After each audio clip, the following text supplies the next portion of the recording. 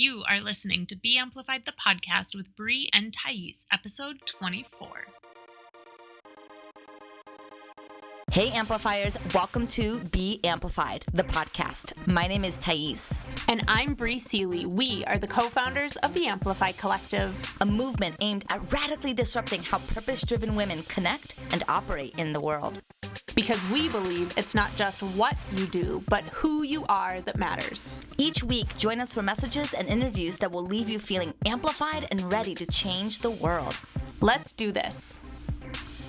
Hey, Thais here. Hi guys, Bree Seeley. I was just going to say, we are the founders of the Amplify Collective. But you already know that. And if you don't, you should. You should. We have a really amazing podcast guest with us today. She is a business bestie for me and for Bree. And we are excited to highlight her and her incredible work with you all today. But before we get into that, we want to talk about quarter life crisis. And before we get into that, let's talk about our event that we have coming up in 8 days?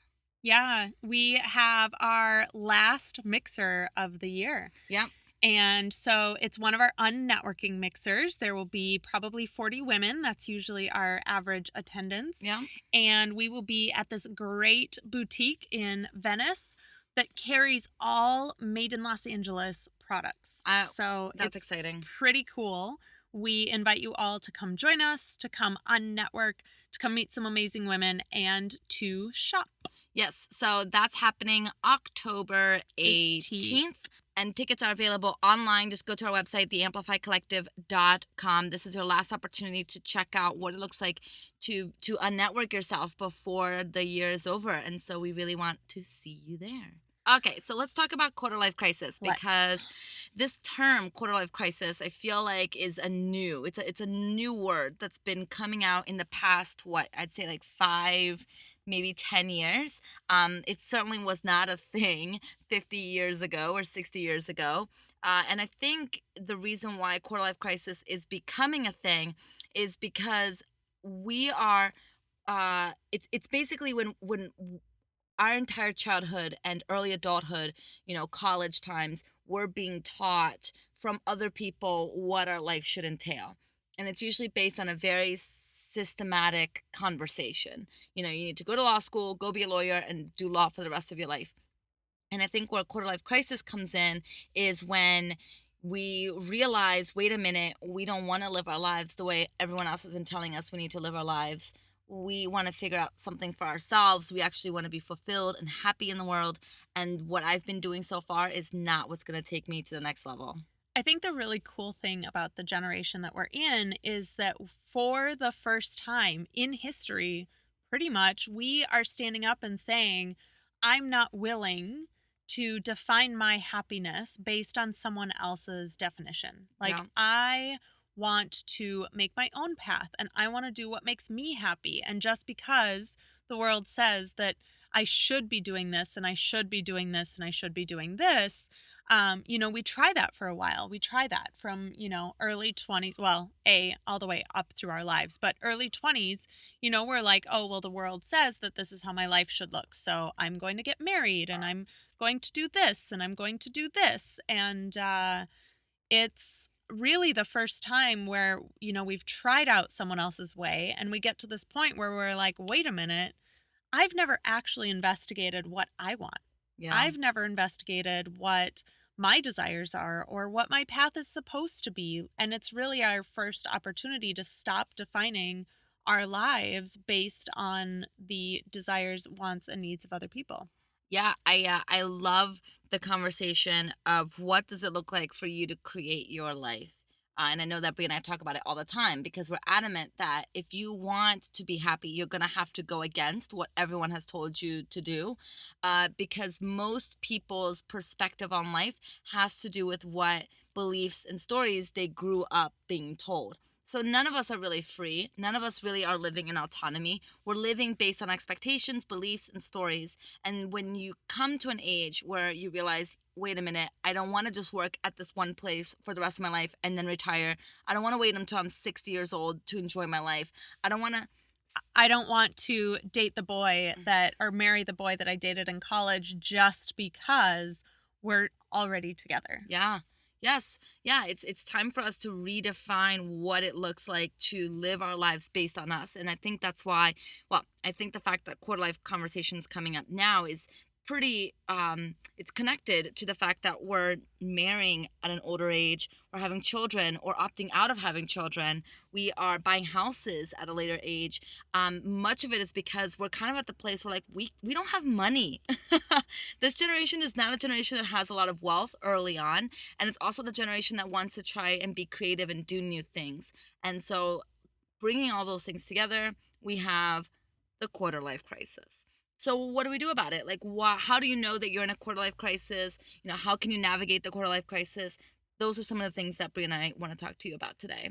I want to start though by each of us sharing our quarter life crisis, like where we were at 25, 26, and really our kind of like come to Jesus moments Yeah. where we I dismantled so much of my life at that age and continued dismantling it for many, many years after that.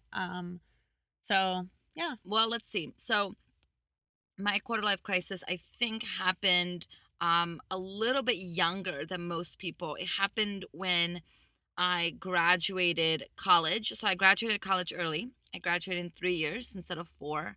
I had taken enough AP classes in high school that I was able to graduate early. The school was not very happy at losing $50,000 for me for that additional year, but I was very happy to be able to graduate early. But then I moved back home to Maryland, and all of my friends were still in college. All of my friends were still experiencing the college life, and here I was trying to figure out what I wanted to do. And I had taken the LSATs. I was going to go to law school, but I didn't get the LSAT score that I thought I needed to have in order to get to the law school that I wanted. And the more I interviewed lawyers and got to explore the different types of laws, the more I realized that money was not to be made here anymore. The law world was saturated because of the economy. People are going back to school, which means law schools are spitting out a lot of lawyers, and there was not enough jobs. So if you weren't committed and passionate about law, you were not going to live and be happily ever after in the field of law, which is, I think, for any industry. Like, if you're not really loving it, you're not really going to find success in it long term. And so I got a job as a marketing coordinator for a solar power company, and I shifted my position a little bit to operations coordinator. But marketing coordinator, operations coordinator, was a small firm. There was maybe 10 of us in the back office. And as much as I liked being a part of something, I quickly realized, I think it was like 3 months into the job, that I was not meant to work for somebody else, and that there had to be more than this. And I could not imagine myself working in solar power for the rest of my life. And I could not imagine working at this company for 10 years the way I thought that's what we had to do, right? You graduate college, you put a lot of stress on your degree, you get a job in the field, and then that's it. You just coast for the rest of your life. And this job was not going to be the job for me. It was great at the time. It was exactly what I needed at the time, but it was not what I needed for the long haul. And so I kind of went into a quarter life crisis where I was like, what the hell am I going to do? Like, who am I? What do I want in life? And that's when I started going to yoga. And then yoga led to going to the Institute of Integrative Nutrition, which led to me starting my coaching business, which led me to moving to Jersey and taking a sabbatical for a year in Jersey. It's what I call it, my year in Jersey, where I worked at Lululemon and I was trying to figure out who I was, and I was teaching a lot of yoga, and I was in a relationship with a man who was not going to be my long-term partner, but I felt kind of needy for his love. You know, all the low vibes decision happened that year. And yeah, it took all of that. So I think my quarter life crisis lasted 3 years until I finally figured out, okay, this is who I am. This is what I want to be. Not that it's an ever conclusion, but you get more firmed up in yourself, and you kind of start finding that one path that you feel like you can go down.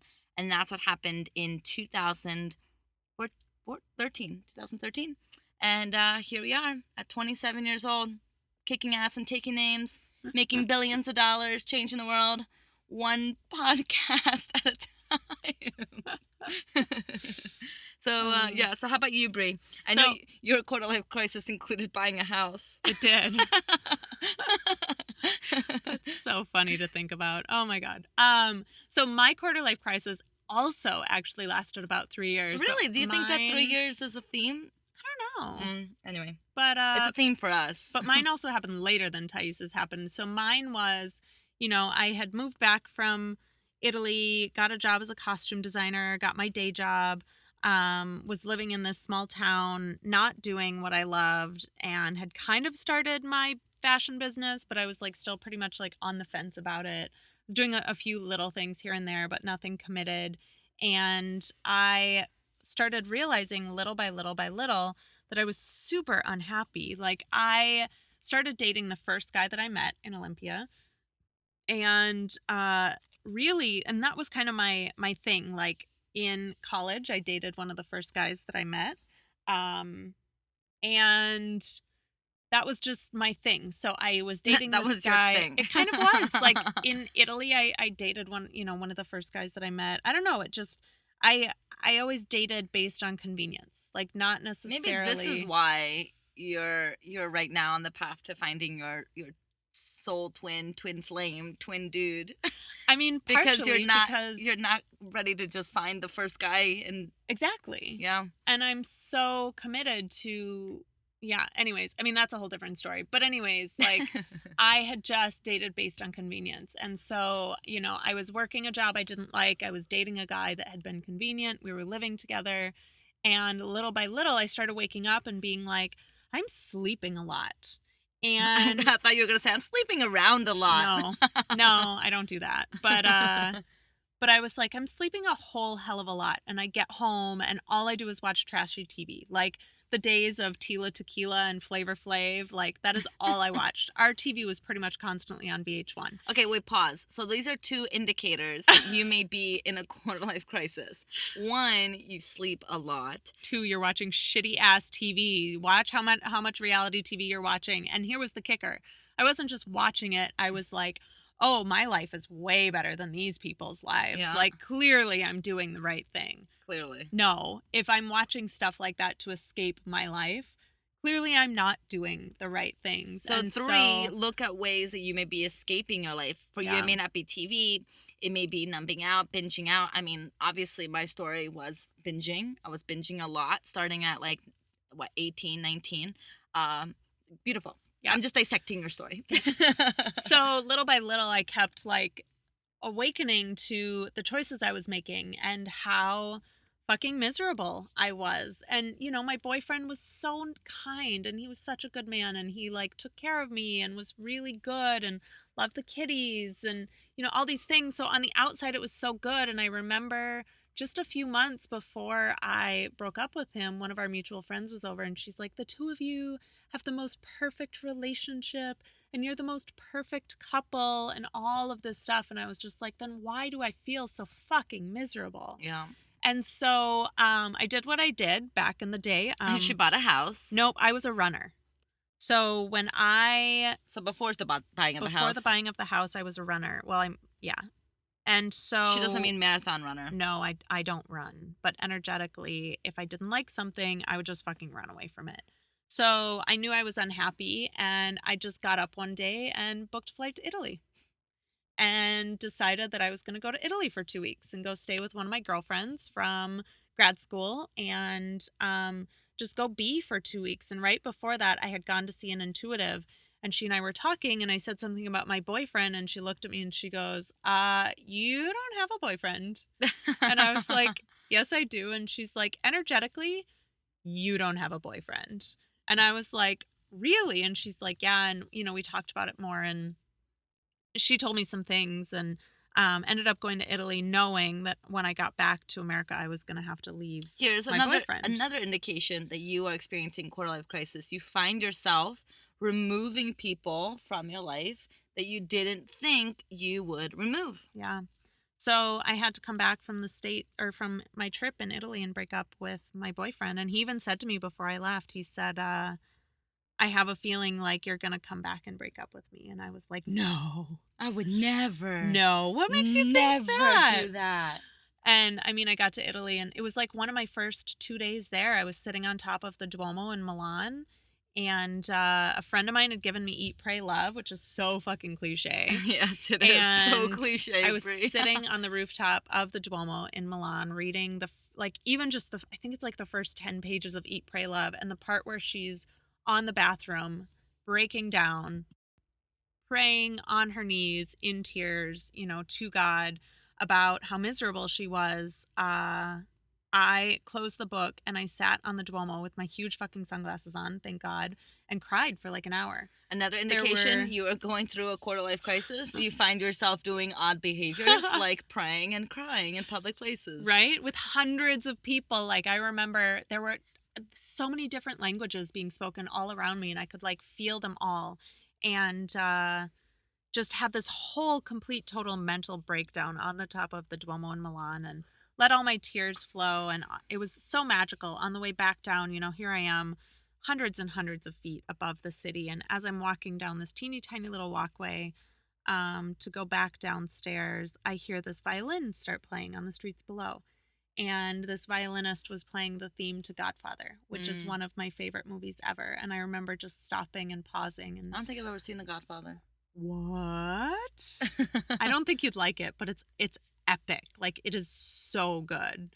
It's so good. Actually, I Anyways, lied. I think I've watched all of them, um but that's how memorable they were for me. so I have to so watch it yeah, with you. I remember hearing it on the streets below and just having this really serene, peaceful moment, and then went and had a great trip for the rest of the 2 weeks and came back and broke up with my boyfriend. Yeah. And it was shortly after that that I bought my house, which was not a good decision. And little by little, I started committing more and more and more to my business, and I stopped getting off the fence and I started reprioritizing. And, I kind of made a commitment to myself that I was not willing to play by the rules that other people had laid in front of me. I wasn't willing to continue having a day job and I needed to find a way out. And of course, it took me, I mean, a good 5 years after that to get out of my day job. But yeah, that was really kind of the start of it for me. And it was within 3 years that I moved to LA and just all of the things. And so I guess for me, it was that like really deep point of depression and realizing that I had been really following this path that just wasn't mine, and I wasn't willing to do that anymore. And I just kind of it was a progressive taking a stand for myself and a progressive taking a stand for my life and my desires and my mission and my place in the world and all of those things. So Yeah, I think it's really a deep unrest, a deep call within you for something greater. And it can look manifest in different ways. This is just how it manifested for me and just how it manifested for Brie.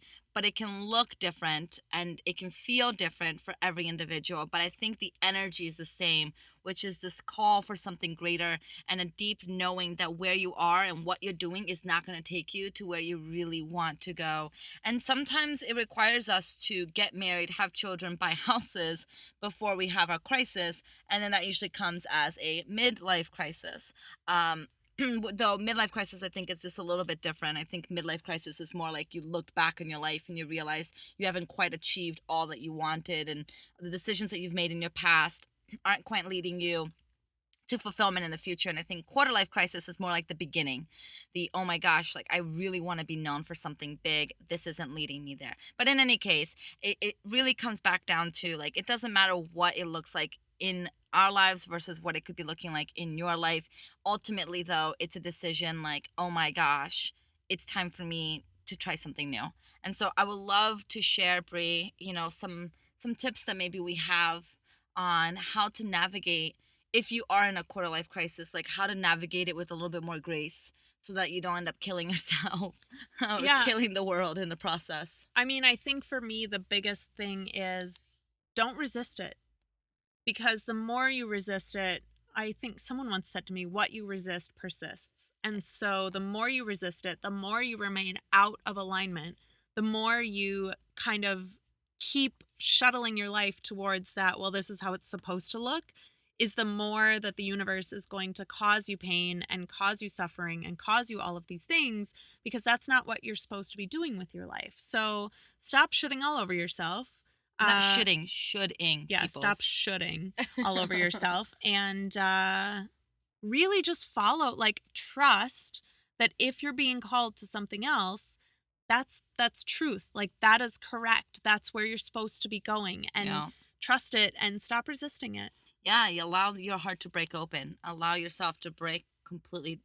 Sometimes it takes a deep break, a deep surrender, a deep moment of complete loss in order for you to build yourself up. I mean, the dark night of the soul is an experience that many of us have. It's what Elizabeth Gilbert had that propelled her to have the adventures of Eat, Pray, Love. It's the breakdown that I had. It's a thing. It's a thing that happens when you finally realize that everything that has been happening up to this point is broken and is not going to serve you anymore. So allow it to break you. Fully break.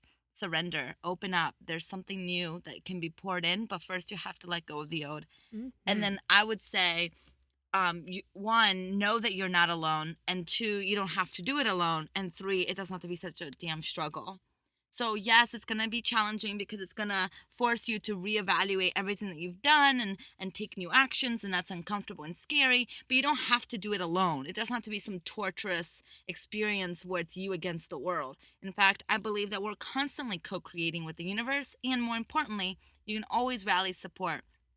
Rally support of the people that have done it, who have been through it, who coach people around it, right? Rally the support of your friends that you adore and that you have an unshakable commitment and connection with. Like, really spend time with the possibility of you getting the support and the help that you need, and then ask for it. The world isn't going to read your mind. If you want something, you have to ask for it. You have to ask the people that you want to support you.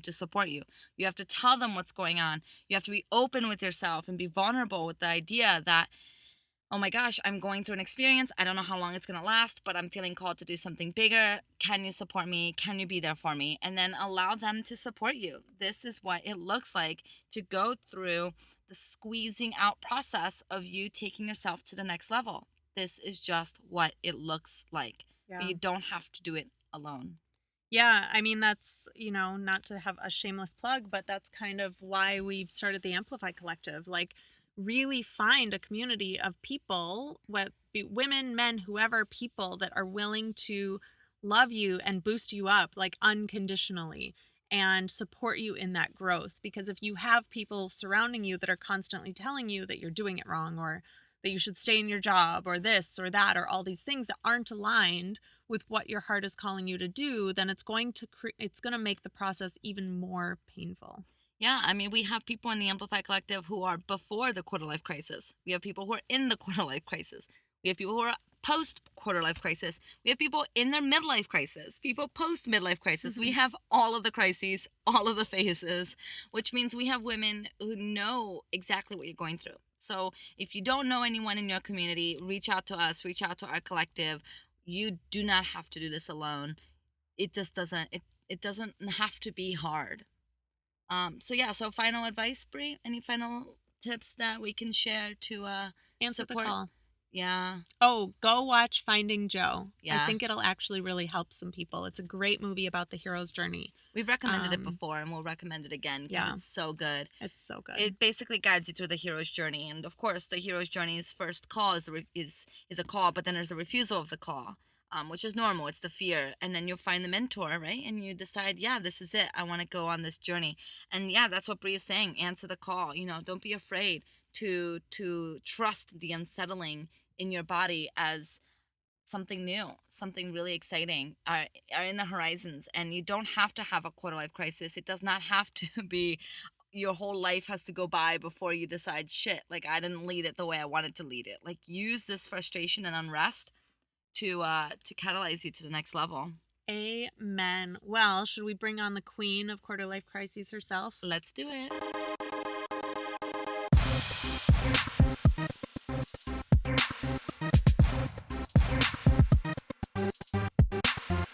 All right, amplifiers. Today we have one of Thais and Mai's personal favorites. Thais and Mai's? I feel like that's not proper grammar. I don't care. When have I been a proper grammarer? But anyways, Miss Mira is one of our personal friends and personal favorites. We just fucking love her. So let me introduce you to her a little bit before we get started. Mira Joleigh helps millennial women find their passion, rock their confidence, and get paid to do what they love. And side note, she's fucking brilliant at it. Mm-hmm. Find her wisdom in the new book, A Women's Guide to Sisterhood. Mira serves her clients through the dynamic Ambitionista online community and through her signature mentorship program, Year of Massive Action. Mira is passionate about feminism, social justice, and LGBTQ equality. She's inspired by celebrities Rupaul, Tyra Banks, Angelina Jolie, and Lady Gaga for fearlessly chasing their dreams, owning their truth, and giving back to their communities. Amazing, Mira. We're so excited for this conversation. Holy shit. Thank you. I love you guys so much. I'm so happy to be here. Yay. So the way we kick off all of our interviews is we're going to ask you, and you're going to answer. What does it look like for you to live an amplified life? Living an amplified life means believing in the dreams that you had when you were a little kid and there were absolutely no limitations on what you could accomplish in the world. I love that. Yeah, so tell us more. What does that look like for you? So I couldn't have imagined that I would be in the personal development industry when I was a little girl. I'm pretty sure I wanted to raise baby animals in the zoo.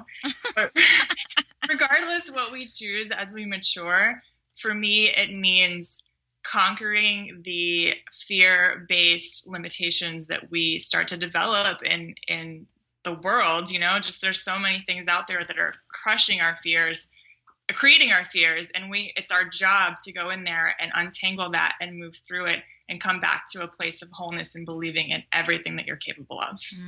That's really powerful. And I think it's going to be all the more powerful when people know, you know, that you've done that in such a badass way. So I would love for you to share just a sneak peek, like a peek, because I know we can talk all 30 minutes just about your experiences and how you've gotten to where you are. But Sure. I would love the listeners to know a little bit about you. Like, what has led you to this moment? Okay, we're going to try to do this in like 3 minutes. Let's see if we can do it. Okay, ready, go. I have the stopwatch. So I was the most ambitious person I knew when I was 22 years old. I had paid my own way through college while working full-time and living on my own since the age of 19. I was making $50,000 a year at 22, which isn't necessarily like bank, but it's pretty good when you're 22. Yeah. And I look back and I think of myself as the kind of girl that was so ambitious she didn't have time to party. Like, she was so driven. And my journey led me in through the middle part of my 20s and the late part of my 20s, where I hit what I now understand to be called the quarter life crisis. There's a hashtag for everything, seriously. And that looked like me taking the leap from my good girl, super driven path of working in corporate America and making great money and having all the titles and the business cards and the outward success, to deciding to take a crazy leap of faith because I actually wanted to be an entrepreneur. I just didn't really know how I would do that. So my initial strategy was, I'm going to figure out how to make a lot of money in a little bit of time, and then I'll have the mental space to go figure out how to be a business owner. So I set out to become a bartender initially, but I ended up falling into exotic dancing. So I became a stripper for a while, and that there's a whole story behind that. You guys can check out my bio on my website to hear all about that. I was a freelance graphic designer. I was a nightlife club promoter. I became a dominatrix at one point. Like, I just tried everything. And for me, that's part of my message, is that, like, whatever you're being called to, whatever your journey happens to be, it's completely okay to go do that and do you. Unfortunately, after a while, I realized that I wasn't really serving in the big way that I wanted to be serving. And that's what led me to kind of fall into a dark place. I hit a period where I was suicidal. I hit a period where I didn't know if I could actually move on because I had gotten so far off my path. Which is not to judge any of those decisions I made, but to say that we all have a much bigger purpose on the planet. And when I finally decided to own that and get the help I needed, I was able to come out victorious on the other side. Thank God I didn't take myself out of this planet, because I know I have so much to give. And you give it so beautifully. So a little context, Mira is part of our mistress mind, or mastermind, with Katie, who have also interviewed on this podcast, which you can check out her interview at bit.ly/beamplified. But Mira, Katie, Bree, and I, we have created really a beautiful community and support for each other this past year. And since we've joined this Mistress Mind last November, all four of us has seen astronomical effects in our business. And it has been so profound to have this community and this support. And much of that is because of Mira and just her brilliance. And so we want to take a moment to thank you for just being so passionate and so amazing in everything that you do. Thank you so much. We are all pretty much superheroes when you put it together. Like, it's not quite the Power Rangers, but it's somewhere in there. I mean, and Mira's the pink one. Yes, I was going to say. Yeah. So, Mira, what was it like? What was that moment where it shifted for you, where you went from that, dark night of wanting to die and then coming out on the other side? Like, was there a specific act or instance or situation that kind of catapulted you to moving forward and deciding that wasn't your path? So before I decided to go be a wild child, I had been deeply connected to personal growth and seminars and books and teachers. And like, I had done a lot of the work. So I had that foundation. And I remember laying in my bed on a stormy day in Portland, Oregon, thinking about which bridge I wanted to jump off of and thinking to myself, there's no way I can do that because my mom is on the planet and I love her and it would be devastating. So my mom kept me here mentally. And I said to myself, I just know that I have to figure out a way to learn from this and to see this as an opportunity because I can't deal with being this sad. This isn't right. I know I deserve better. And I shifted in my mind to thinking about that experience outside of myself. It was like I wasn't in the experience for a while. I was able to access that spirit space, that higher power, whatever it is. I was able to look at it from the outside and like comfort myself and say, it's going to be okay. Like one day this will all make sense. You just have to keep going. So it was almost like my future self was speaking to me, being like, you got this. It's okay. Like there's another side. You're speaking my language. I Yeah. love love the future self. Mira, I feel like you're one of those people that so embody your story so proudly. You own the fact, you own your past is what I mean to say. Like, when you speak your story, it's so empowering because you have been a stripper and a dominatrix, and those are not things that you often hear people doing, and yet you speak of it with this lack of shame. And I'm curious, how you've moved through that confidence to share your story around topics that for many people are uncomfortable and for many people may produce hate. And I know that you've been on the recipient end of hate, and I'm just curious about how you've moved through that. That's a great question. I have to say I've had a lot of practice because I came out of the closet as a lesbian when I was 17. So I think when one of your most early experiences is recognizing that there's something about you that's different, that a lot of people are not going to like or are going to reject. And I had already experienced a lot of pain and trauma from being rejected for that and having to figure out how to own it and how to love myself regardless and how to find the people in my life that don't give a shit, that are like, I don't care, you're awesome, I love you for exactly who you are. So having had that early boot camp in self-acceptance doesn't mean that I didn't experience shame when I finally came out of the other side of my quarter-life crisis and was like, okay, now I'm going to be a life coach.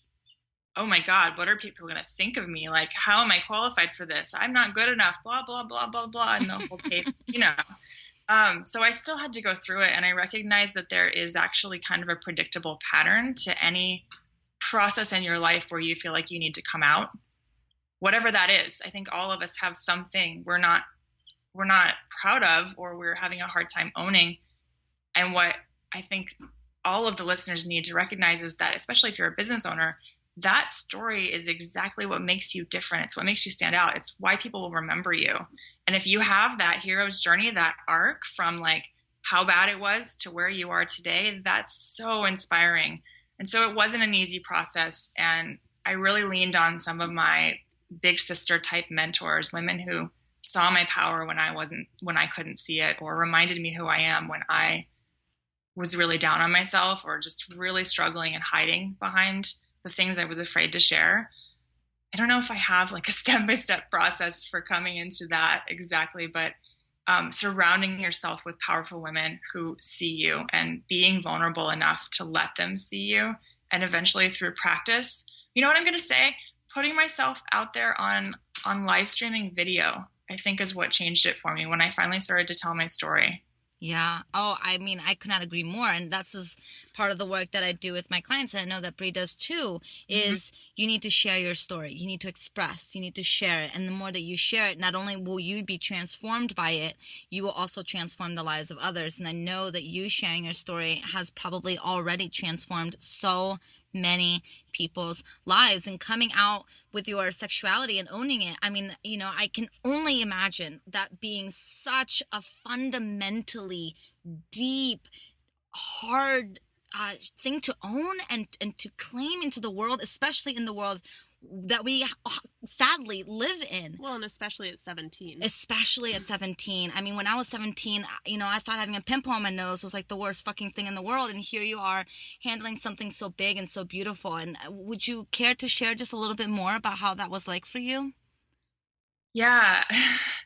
My mom, we're very close to the point that she thought it was a good idea to look at my journal. So I kind of came out on accident. I can't say that I had this moment where I was like, okay, I'm going to sit down and be brave and tell my mom now. So she sort of figured it out and then approached me with it. And then every single day of my life beyond that day, I've had the option to either come out or not to the people that I meet. Because for most of my life, I had long hair and looked like a straight girl, so people would just assume that I was straight unless I told them otherwise. So my whole life, I've had a lot of practice of coming out.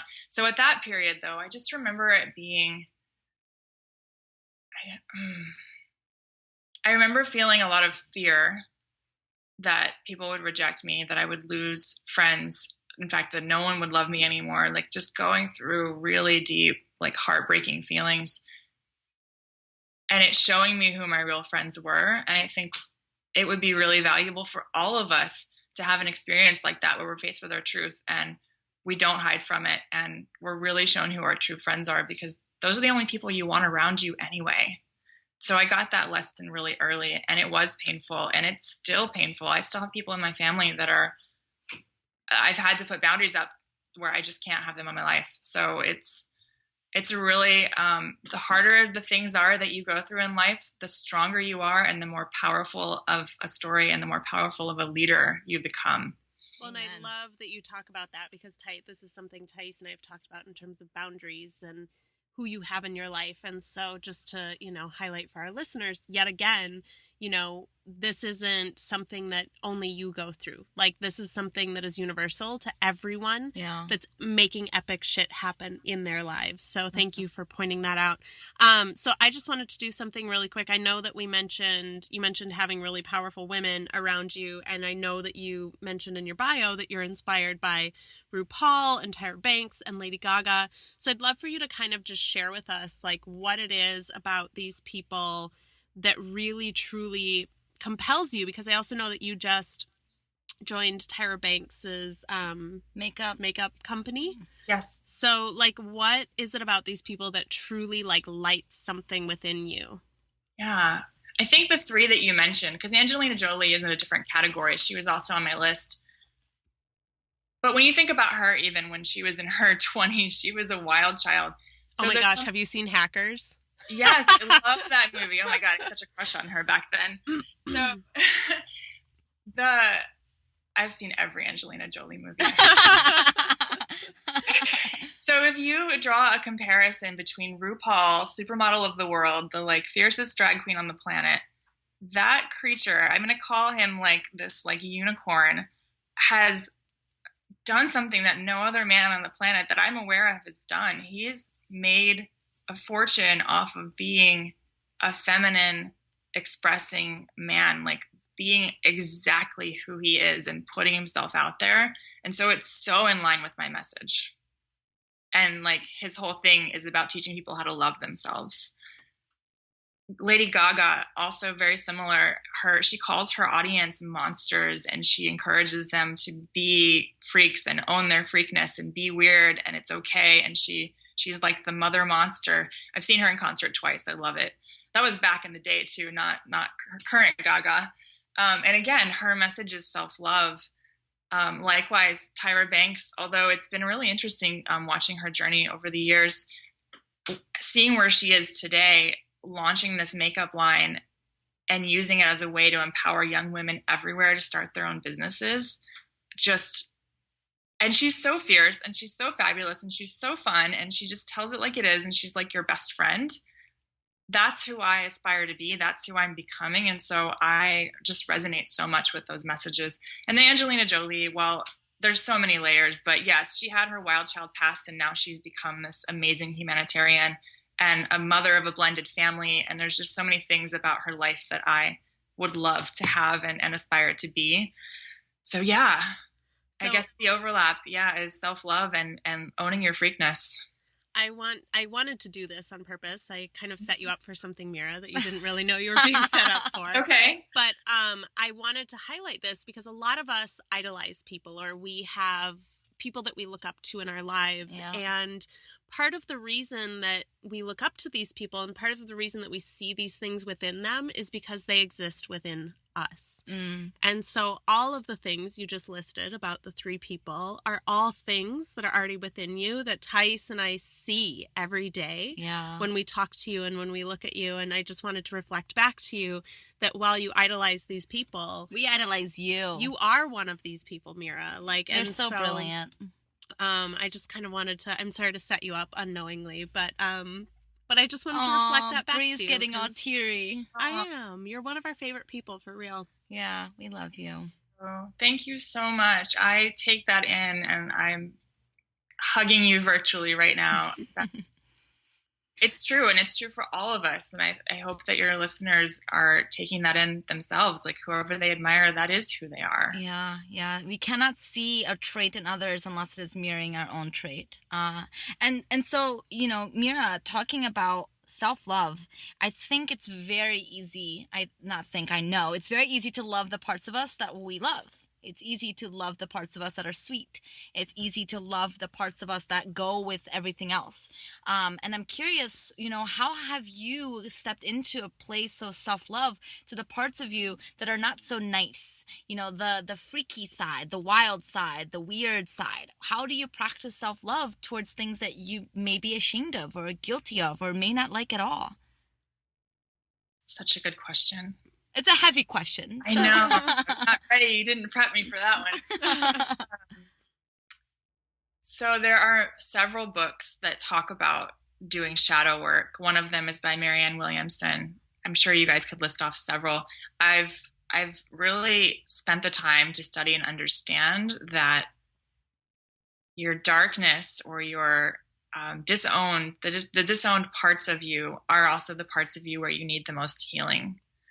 And so when we can really look at those things that we judge about ourselves and give them space to exist and love them, it makes you more of a whole person.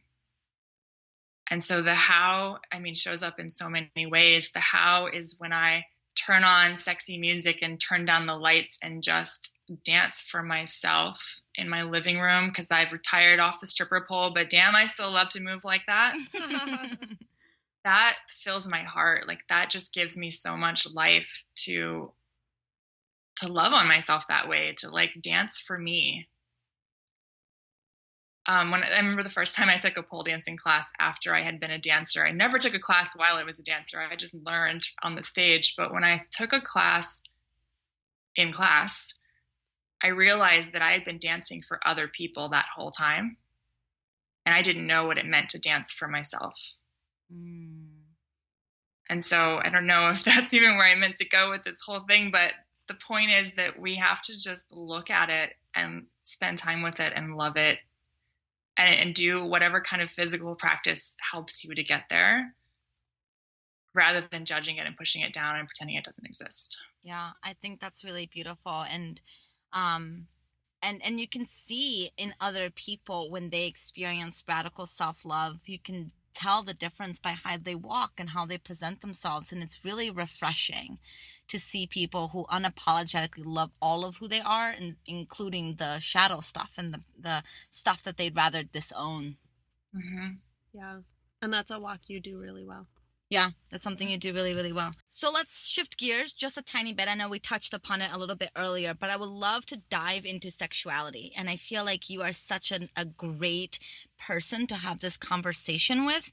And what does it look like to own your sexuality? Because I think that we often disassociate ourselves with sex, at least because of our society. And I fucking love that the LGBTQ community is starting to, it's questioning, what does sex look like, and why does it have to be so taboo, and why does it have to be a conversation that we do not talk about? And so I would love some of your input on, you know, what sexuality really means and how to own it, and how to be proud of whatever sexual orientation, sexual nature, sexual desire you have. Such an important conversation. So, you know, there are so many layers to this. There is gender and understanding your gender and your gender expression. There's orientation and owning your attractions. There's sexual behavior and like, how do you present yourself? Are you more of a conservative person but like freaky in the sheets, or do you love to be the center of attention and let that cleavage just pop on out of your shirt, but actually behind the scenes you're kind of a good girl? Whatever that is, we live in a society, it's got such a complicated relationship with sexuality. It's like we see all these over-sexualized images in the media, and many of us were also raised in some form of religion or awareness of religion where we were only given two options as women. We could either be the virgin or the whore. Yeah, the deviant or the innocent. Right. And so I actually remember the day that I did my audition to be a stripper, and I got naked in front of strangers for the first time. I was like, and I wrote in my journal that day, I was like, well, that's it. I'm not a good girl anymore. That's over. I don't get to claim that. Like, I just went to the dark side. So like somewhere in our heads, we might even have that idea that we're one or the other. Yeah. Yeah. You know, yeah. and there's so much slut shaming, and it's such a big topic. Well, here's like just a small, tiny part of this topic. You know, I'm well endowed. Mm-hmm. I have boobs. I guess we could use the word. And we say fuck, so why can't I say breasts? I don't know. But I don't sometimes like wearing bras. Is that too bad? Like, that's a bad thing because I need to be wearing bras, because if I don't wear a bra under my shirt when I'm walking my dog around my neighborhood, I literally feel shame that people might view me as a slut, or that I may be judged for that. And it's something so trivial, and I acknowledge that. And it's so fascinating to me that this is the society that we live in, that we do not feel good in our bodies unless we're wearing something that tightens our fat things into our bodies. Mm-hmm. And like, why is that? Why do we allow this to be the conversation that us women have? Because we don't get slut shamed from men as much as we get slut shamed from other women. Interesting point. Here's the bottom line in this whole conversation. When you figure out who you are as a sexual person, and you dissect all the messages you've been given, and you decide which ones you accept and which ones you reject, and when you can step out, kind of that walk that Brie was talking about, when you can walk out in that swag and that sexuality, and you like turn those hips and you move in the way you want to move, and you feel good about it and you can own it, that's when you truly step into your power as a woman. It's directly connected to your sexuality. So think of a role model, someone who is unapologetically sexual and fierce and fabulous. The first person that comes to mind for me is Amber Rose, if anyone knows who she is. Mm-hmm. She has a talk show where she talks about sex, and she's so in your face. She has this thing called the Slut Walk in Los Angeles every year, where it's a political statement for women to own their bodies. There's this thing called Free the Nipple going on right now. All of that is evidence that women are starting to own their sexuality and step into their power, and it's beautiful. I agree. I think there's nothing more powerful than a woman deciding what her story is, whether that's about finances or whether that's about her body, and deciding that society is not going to create her thoughts for her. She's going to decide who she wants to be, and whether or not that aligns with society is not relevant. It's hard, I think, when you are an employee and you really have to be concerned about your image and what's, how is this going to affect everything else in my life? When you're an entrepreneur, this is your life. You do exactly what you want with it. And the more you own your shit, the more the right people are going to be attracted to you and the wrong people are going to step away. Yeah. Oh, yes. And so as someone who may be stepping into their sexuality and trying to understand and navigate what that looks like for them, what would you recommend? Like, what's the first step that someone can take? Yeah, I'm going to say separate from sexuality, in the sense of like, what's your orientation? Yeah. I'm going to say in terms of just owning yourself as a fierce woman, I highly recommend pole dancing classes. Because you can tell yourself that it's fitness if you want, if that's what you need to get there. And if you're in the right kind of class, you're going to walk into a room of other women of all different shapes and sizes. Probably it'll be a room with no mirrors because we're trying not to like trigger any of your like issues. We're just trying to encourage you to get in your body and acknowledge your body and be present with her. And the sisterhood of that environment and the positivity of that environment is hard to explain unless you've done it. Like every woman that I've ever encouraged to do this comes back to me and she's like, oh my God, I had no idea. Like it's so much more than just taking a class. It's so much more than trying to learn how to dance like a stripper. It's like way bigger than that. So if you want to like tiptoe around this idea of really discovering who you are as a sexual being, the classes that I encourage are called the S Factor. And the founder of those classes, her name is Sheila Kelly. She has a TED Talk, actually. It's called Let's Get Naked. It'll blow your mind. It's amazing. It will now be in the show notes. Yes. Yeah, I was actually going to add to this. So I know I've been a little quiet during this part of the conversation, and I'm sitting over here kind of having my own process about a lot of this stuff because, of course, I'm sitting over here being like, fuck, I can't say anything. Like, my mom is going to listen to this. And, like, I'm sitting over here having my own shaming conversation within myself because, I, too, have always been the good girl. And, how dare I enjoy sex or talk about it or fucking broadcast it on iTunes, right? Like, I'm definitely sitting over here having my own process about this. So for anyone that's feeling uncomfortable with this conversation, I would highly encourage you to dive into this and do some of the things that Mira's saying. The other recommendation I would have is I took a lap dance class a few months back, and it was me and 3 other women, and one, it was the most fucking intense. Like, I hurt for a week afterwards. Like, it's no joke. So it's absolutely a form of exercise, and it helped me move my body in ways that I had never thought of before. And in relation to myself, but then also in relation to when I have a partner, how does that play out with someone else in your life as well? And it is a fascinating conversation. I'm not fully able to articulate it right now for everyone because I'm going through my own process right now as we speak about it. But I think that it is a great conversation to have, and maybe we have Mira on in season 2 to have a part 2 about this. Yeah, I think this is a good conversation. And for me, it's interesting because I'm a Scorpio rising, Scorpio moon, and I really claim a lot of my Scorpio-ness.